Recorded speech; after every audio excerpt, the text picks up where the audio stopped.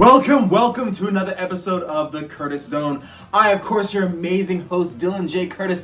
Thank you for hitting that like and subscribe button because today is our 200th episode of the Curtis Zone. Not only that, this episode falls around the anniversary of Batman, the Caped Crusader. Batman has been around for more than 80-something years, and we are so happy to have him. And so today we are doing a Batman episode. Not a How Powerful Would, not a history of, but a Batman episode. In today's episode, we are going to be talking about all things that make Batman Batman. From his origin, to his evolution, to his appearance in TV, from his appearance...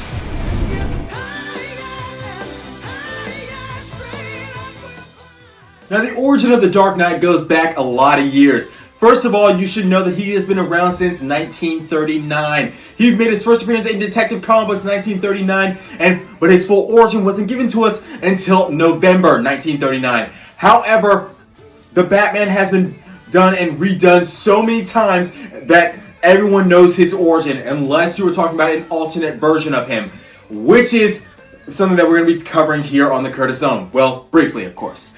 The Batman was created by Jerry Siegel and with very brief design input from Stan Lee.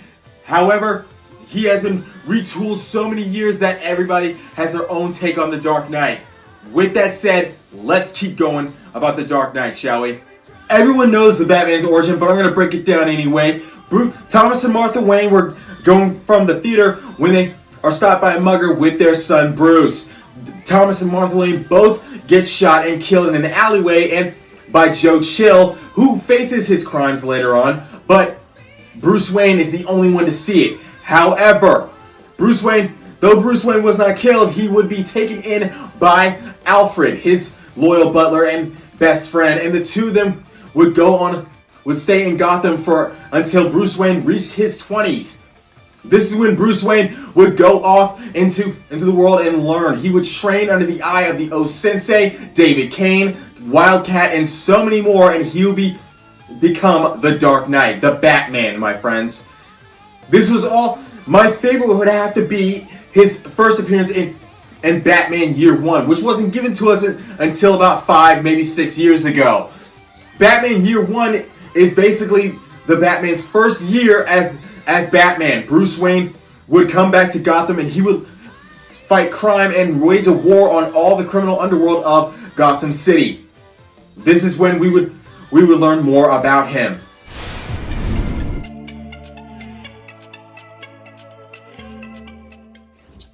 Now, the Batman has had a lot of appearances in animation, but the most important thing that has ever been done in Batman animation was Batman the Animated Series. It premiered in 1992 of September, and it had its final episode in 1995. The series lasted 4 seasons, and it started the Bruce Timm-verse, or the DC Animated Universe. It was also known as The Adventures of Batman and Robin. The series starred the voice talents of Kevin Conroy, and it also starred Mark Hamill. The late Kevin Conroy voiced Batman for many years coming. Kevin Conroy would voice Batman not just in Batman the Animated Series, but also in Batman Beyond, Justice League Unlimited, many DC Animated Universe movies, 3 Arkham games, and both Injustice games. Everyone knows Kevin Conroy, and everyone knows how amazing he is with his voice.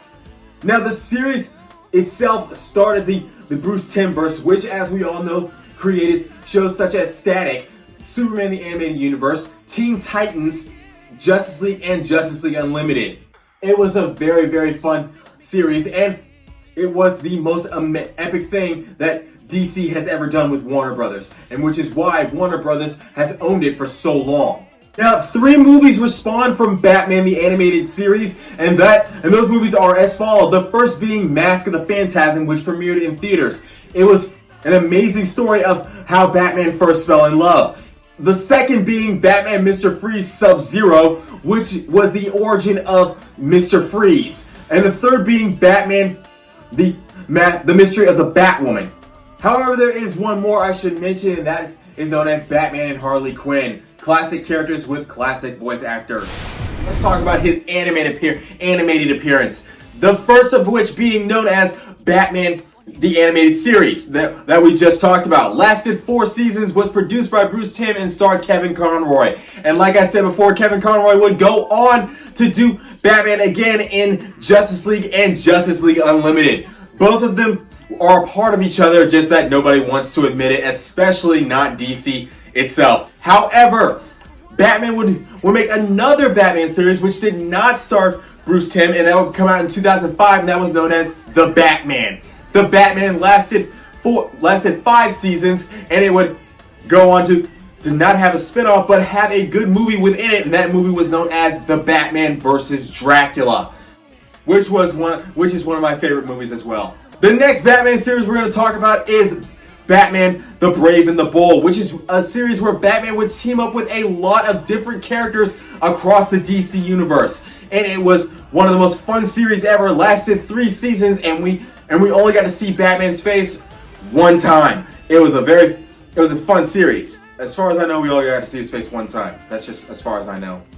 Anyway, the Batman will make another TV show, and that show will be known as Beware the Batman, which is one of the most fun series and darkest series ever. Did not have all his classic Batman villains, but still had villains nonetheless. And it also had Katana and Metamorpho in it, which was based off the comic book known as Batman and the Outsiders. The final appearance of Batman in animation that we're going to talk about is one of the most all-time favorites, and that would be known as the Young Justice series, which is one of the most popular series ever created by DC comic books. Why, you may ask? Why is it more popular than Batman the Animated Series, you may ask? Because the series was so amazing. It was basically the sidekicks all come together. Like Teen Titans, my friends. Is a Karma remix.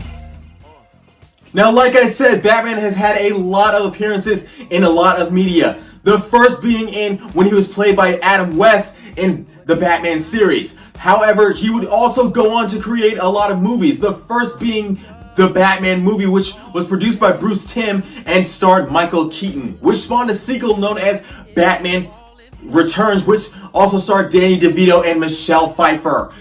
The next movie that Batman would make would be known as Batman Forever, which starred Val Kilmer as Batman and Chris O'Donnell as Robin. It also starred Tommy Lee Jones as Two-Face and Jim Carrey as the Riddler. It also starred Drew Barrymore and, of course, Nicole Kidman, who went on to become Aquaman's mother in the Aquaman movie. I like that movie. The next movie we're going to talk about is the Batman and Robin movie, which was not the most popular Batman movie, but still popular enough to where Clooney would reprise his role in the Flash movie, which was the worst movie. Now, the Batman and Robin movie also starred Arnold Schwarzenegger as Mr. Freeze and Uma Thurman as Poison Ivy and Alicia Silverstone as Batgirl. A lot of other characters reprised their roles, but the only changes that were made were George Clooney. So when you feel like we're getting too close. With all that said and done, let's talk about the Bat family, shall we? The first character in the Bat family that we're going to talk about is Dick Grayson, aka Robin, who became Robin after his parents were killed in the circus. And seeing a kindred spirit in Dick Grayson, Bruce Wayne decided to take him in as a foster son. And because of this, Dick Grayson will eventually learn his secret as Batman and become known as Robin. However, years would go by and Dick Grayson would not want to be Batman anymore. He wouldn't want to even be Robin anymore. And so he would take on a new persona known as Nightwing. And everyone should know that Nightwing, he made number 9 on the top 20 best fighters in DC comic books. Now, the next character we're going to talk about, a part of the Bat family, is Batgirl, aka Barbara Gordon, the daughter of Jim Gordon, who everyone knows about. However, she became Batgirl because she wanted to prove herself to her father and to the rest of the GCPD. So she became Batgirl, but kept the secret from her father for years. And I have to say, one of my favorite storylines is in the Killing Joke storyline, when the Joker would shoot Barbara Gordon in the stomach and paralyze her from the waist down. And this is when she would become known as Oracle, the hacker and computer genius of both the Justice League and the Bat family. The next character we're going to talk about as part of the Bat family is known as Jason Todd, aka Robin. But he would not stay Robin for long. In fact, in one of the Batman storylines, Jason Todd would be killed by the Joker. Why, you may ask? Because the DC comic books did not like Jason Todd. In fact, the fans did not like Jason Todd. So DC had a poll going. Call this number if you want Jason Todd to live. Call this number if you want him to die. They all voted, and they eventually voted him dead. However, he would be resurrected by Ra's al Ghul and the League of Assassins and take on the persona known as the Red Hood, an origin that was given to us in both the Red Hood comic books and Batman the Red Hood, the movie. The movie and series were so amazing because it gave us the Red Hood. And Jason Todd would come back. Spoiler alert, by the way. Spoiler alert. Sorry, I should have done that earlier. Another thing you need to know about Jason Todd is that he is an assassin. He's considered to be assassin. He's number 10 on the top 10 best assassins in DC comic books. However, in recent comic books, he has decided to forego the killing and just go with being an enforcer. The next character we're going to talk about as part of the Bat family is Tim Drake, aka Robin. Like Dick Grayson, he would not stay Robin forever. In fact, he grew up so much that he took on a new persona. He would become known as Red Robin, with a cape and wing apparatus which gave him the ability of flight capabilities. It was pretty amazing, my friends.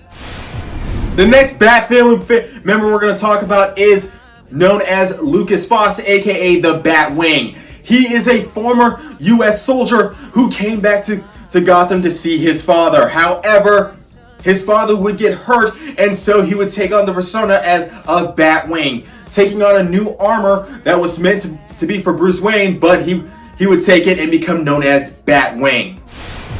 The next member of the Bat family we're going to talk about is Damian Wayne, aka Robin. The reason why Damian Wayne is an important character is because he wasn't created by normal means. Not just outside of comic books, but inside of comic books as well. In fact, the only reason he was created is because DC Comics was literally saying that the Bat family was getting older, they needed a younger character. And so they created Damian Wayne.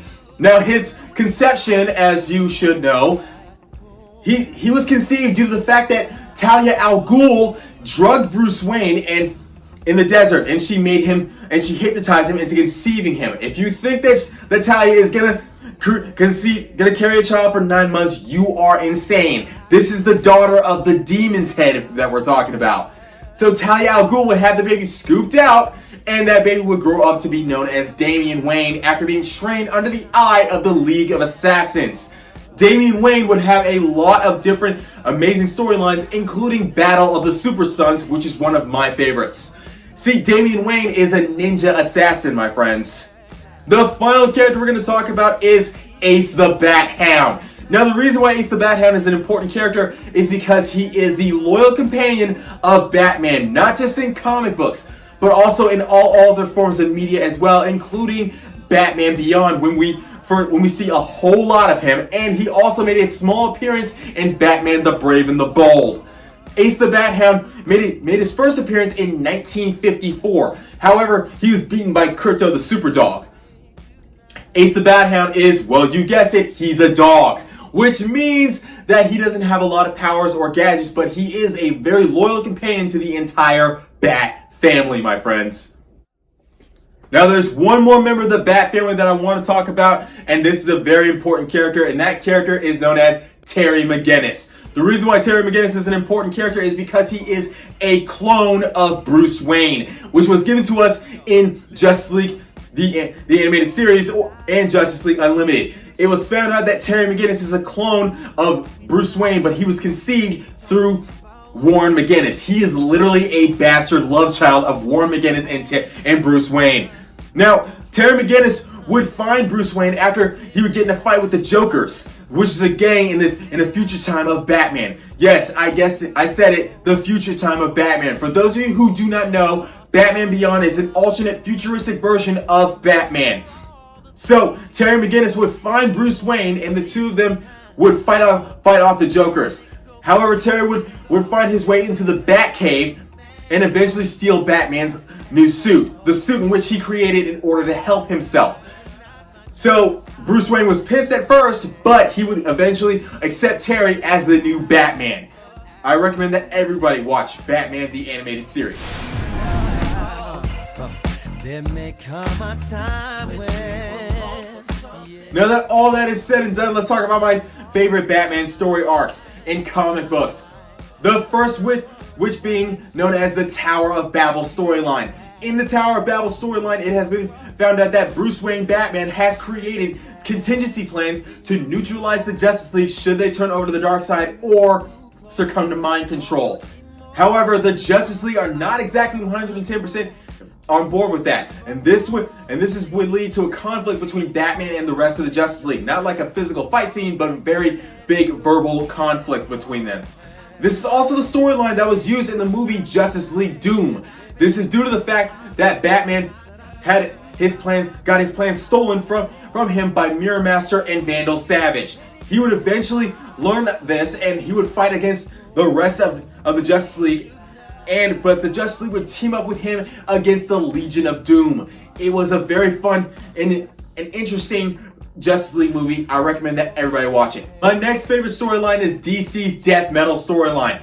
I'm gonna be honest with you guys, the only reason I like this one is because we got alternate versions of Batman if he had kids with all these other people. First we get the Bat Who Laughs, who is basically Batman and the Joker combined. Then you have Red Death, who is a combination of Batman and the Flash. Then you have the combination of Batman and Aquawoman. Then you have a combination of Batman and Green Lantern. Then you have the combination of Batman and the God of War, Ares. Then there's the combination of Batman and Cyborg, and finally the combination of Batman and Doomsday. This is the only reason that I like this comic book. Now let's get on to my number one, shall we? Now let's talk about my number one favorite comic book of Batman, which is Batman and the Outsiders. In this comic book, Batman left the Justice League so that he could create a new team known as the Outsiders, which is a team that consists of Black Lightning, Katana, Metamorpho, and Geoforce, and Halo. This is the team that would go on to join the Justice League eventually in the comic books. And this is also the team that was the creation of Black Lightning. I loved it a lot, my friends. Also, we got to see Batman train a new group of characters that are not the Bat family. I liked it. I recommend that everyone read it.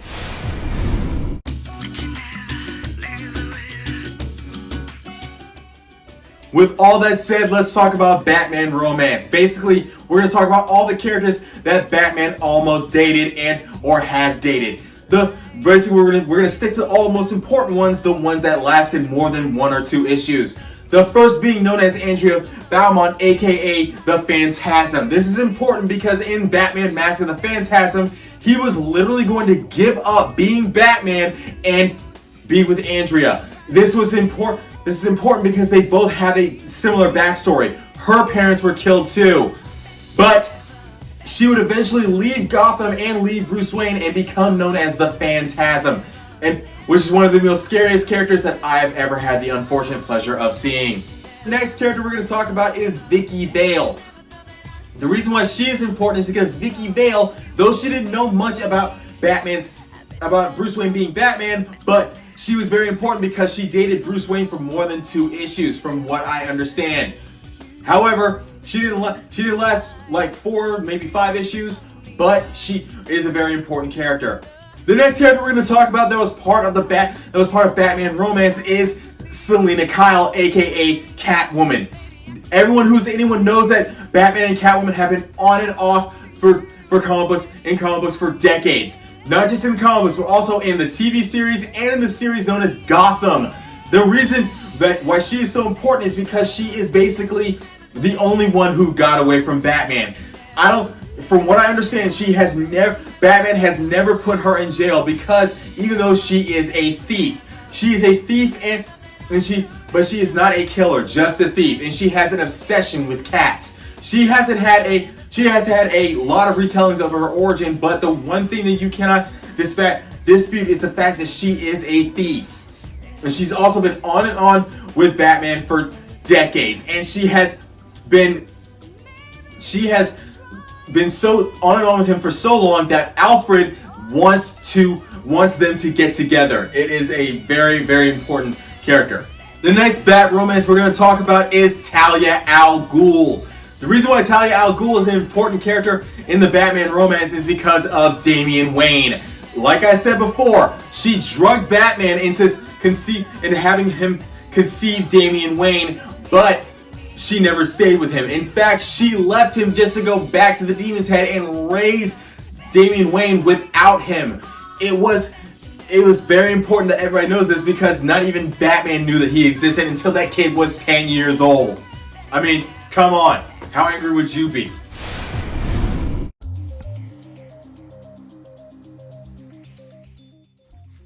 Next, we're going to talk about my favorite Batman-themed movies, and all 5 of them are right here. The first which being Batman, Mystery of the Batwoman. In this movie, a new Batwoman has come, and she is causing destruction and terror all throughout Gotham City, and Batman does not want that. So he sets off on a whole thing to find out who she is and bring her to justice. The climax and the huge twist behind this movie will have you going nuts. My next favorite Batman movie is Batman vs. the Ninja Turtles. I liked it because of this one fight scene, Batman versus the Shredder.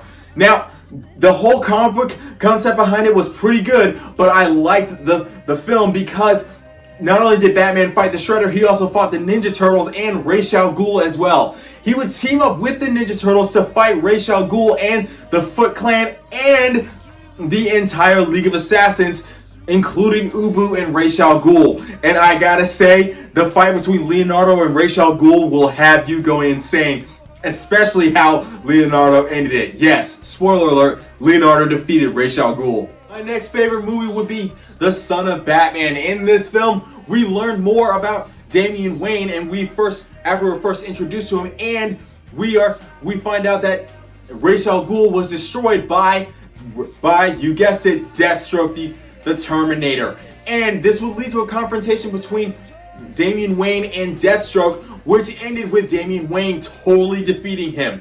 However, it's comic books and movies. You don't stay dead for long. My next favorite would be known as Batman vs. Robin. In this film, Batman and Robin and Damian Wayne are going up against the Court of Owls and their top assassin, Talon.